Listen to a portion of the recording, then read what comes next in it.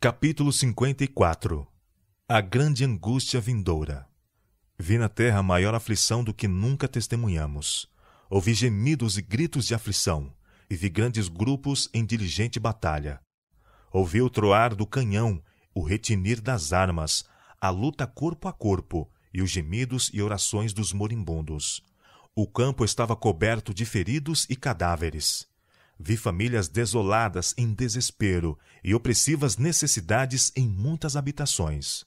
Mesmo agora, muitas famílias estão sofrendo privações, mas isto aumentará. O rosto de muitos estava abatido, pálido e desfigurado pela fome. Vi que o povo de Deus deve estar estreitamente unido pelos laços da comunhão e do amor cristão. Unicamente Deus pode ser nosso escudo e fortaleza nesse tempo de calamidades nacionais. O povo de Deus deve despertar. Suas oportunidades de disseminar a verdade devem ser melhor aproveitadas, pois não durarão muito. Foram-me mostradas aflições e perplexidades e fome na terra. Satanás está agora procurando manter o povo de Deus em um estado de inatividade, para os impedir de desempenhar sua parte na propagação da verdade, a fim de que sejam afinal pesados na balança e encontrados em falta. O povo de Deus deve acatar a advertência e discernir os sinais dos tempos. Os sinais da vinda de Cristo são demasiados claros para dele se duvidar. E em vista dessas coisas, todo aquele que professa a verdade deve ser um pregador vivo. Deus clama a todos, tanto os pregadores como o povo, para que despertem. Todo o céu está alerta. As cenas da história terrestre estão em rápido desfecho. Achamo-nos entre os perigos dos últimos dias. Maiores perigos se encontram diante de nós e ainda não estamos despertos. Essa falta de atividade e fervor na causa de Deus é terrível. Esse mortal torpor vem de Satanás. Ele controla a mente dos não consagrados observadores do sábado, levando-os a ter inveja uns dos outros, a criticar, a serem reprovadores. É sua obra especial dividir os corações, para que a influência, a força e o trabalho dos servos de Deus se mantenham entre não consagrados observadores do sábado, e seu precioso tempo seja ocupado em ajustar pequenas desinteligências quando devia ser empregado em proclamar a verdade aos incrédulos. Foi-me mostrado o povo de Deus esperando que ocorresse alguma mudança, que um compulsivo poder dele se apoderasse. Mas ficarão decepcionados, pois estão em erro. Precisam agir. Precisam lançar por si mesmos mãos ao trabalho e clamar fervorosamente a Deus por um genuíno conhecimento de si próprios. As cenas que estão passando diante de nós são de magnitude suficiente a fazer-nos despertar, levando insistentemente a verdade ao coração de todos os que quiserem escutar. A seara da terra está quase madura. Foi-me mostrado quão importante é que sejam retos os pastores que se empenham nesta obra de responsabilidade solene, que é proclamar a terceira mensagem angélica. O Senhor não está limitado por causa de meios ou instrumentos com que realizar sua obra. Ele pode falar em qualquer tempo, por intermédio de quem lhe aprouver, e sua palavra é poderosa e cumprirá aquilo para que foi enviada. Mas se a verdade não tiver santificado, tornado puros e limpos as mãos e o coração daquele que ministra nas coisas santas, ele é capaz de falar segundo a própria e imperfeita experiência. E quando ele fala de si mesmo, segundo as decisões do próprio juízo não santificado, o conselho que dele procede, então não é de Deus, mas dele próprio. Como o que é chamado por Deus é chamado para ser santo, assim aquele que é aprovado e separado dentre os homens deve dar testemunho de sua santa vocação e mostrar por suas palavras e condutas que é fiel àquele que o chamou. Terríveis ais aguardam os que pregam a verdade, mas não são por ela santificados, e também os que consentem em receber e manter os não santificados para lhes ministrar por palavra e doutrina. Sinto-me alarmada pelo povo de Deus, o qual professa crer em solene e importante verdade, pois sei que muitos deles não se acham convertidos nem santificados por ela. Os homens podem ouvir e reconhecer toda a verdade, sem, todavia, conhecer coisa alguma do poder da piedade. Nem todos os que pregam a verdade serão salvos por ela. Disse o anjo. purificai-vos, os que levais os vasos do Senhor.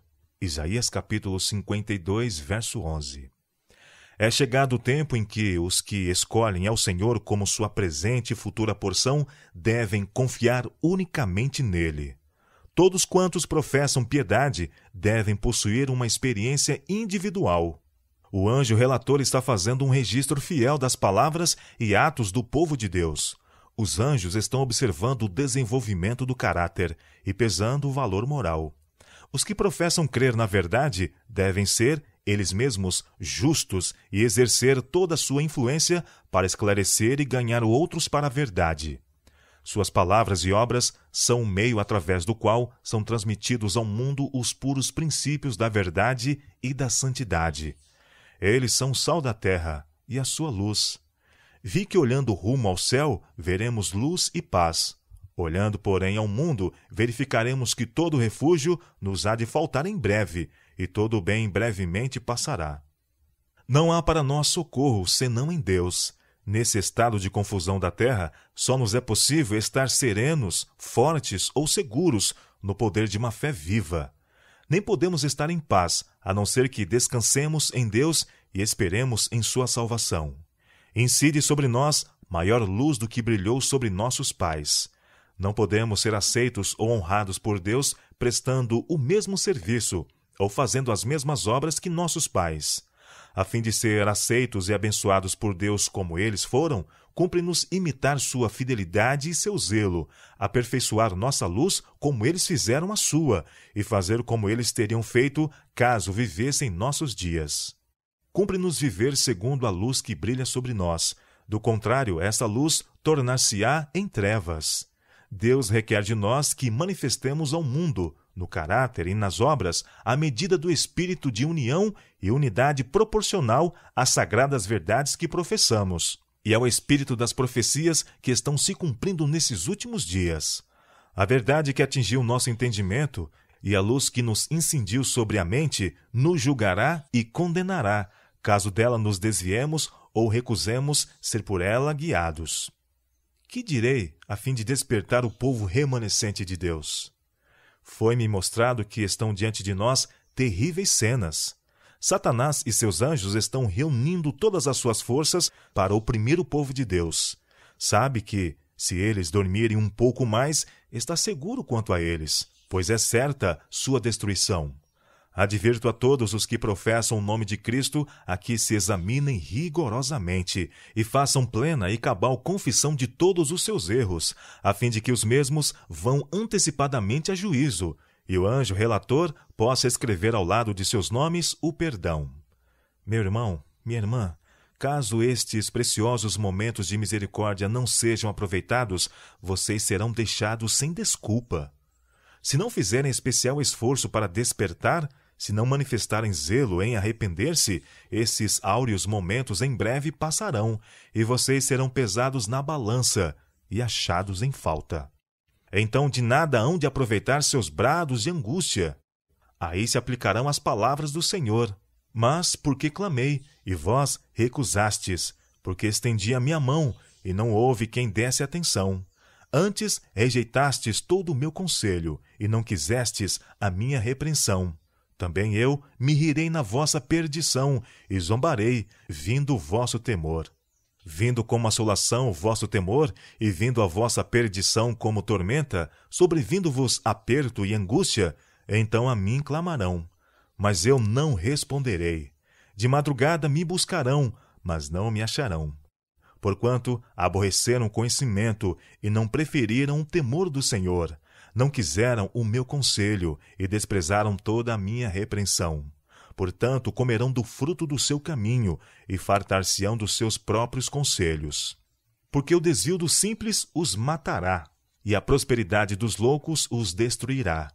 Mas o que me der ouvidos habitará seguramente, e estará descansado do temor do mal. Provérbios capítulo 1, versos 24 a